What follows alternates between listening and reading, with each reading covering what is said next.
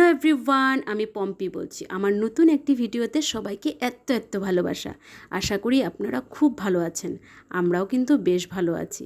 কিছুদিন ধরেই একটা খবর আসছে যেটা শুনে খুব খারাপ লাগছে।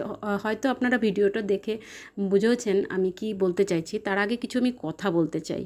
ব্রেস্ট ক্যান্সার হলো মহিলাদের স্তনের গ্রন্থি থেকে উত্থিত একটি ক্যান্সারের ধরন। এটি হতে পারে যখন স্তনের কোষকলায় অনিয়মিতভাবে গঠন হয়। এর প্রধান কারণগুলোর সম্পূর্ণ জ্ঞান এখনও পাওয়া যায়নি।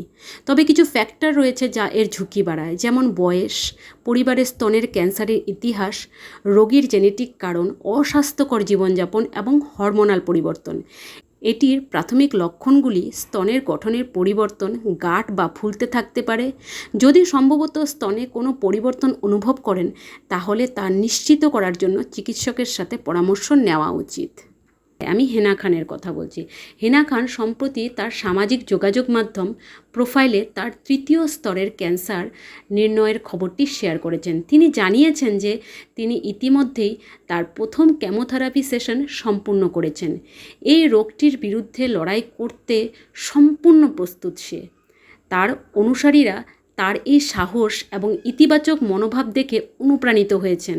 তিনি বলেছেন যে তিনি কোনো অবস্থাতেই হাল ছাড়বেন না এবং এই কঠিন সময়ে দৃঢ়ভাবে লড়াই করবেন। খান বিখ্যাত টেলিভিশন অভিনেত্রী সম্প্রতি তৃতীয় স্তরের স্তন ক্যান্সারে আক্রান্ত হয়েছেন। তিনি সামাজিক যোগাযোগ মাধ্যমে এই খবরটি শেয়ার করেছেন এবং রোগটির বিরুদ্ধে লড়াই করার দৃঢ় প্রতিজ্ঞা ব্যক্ত করেছেন।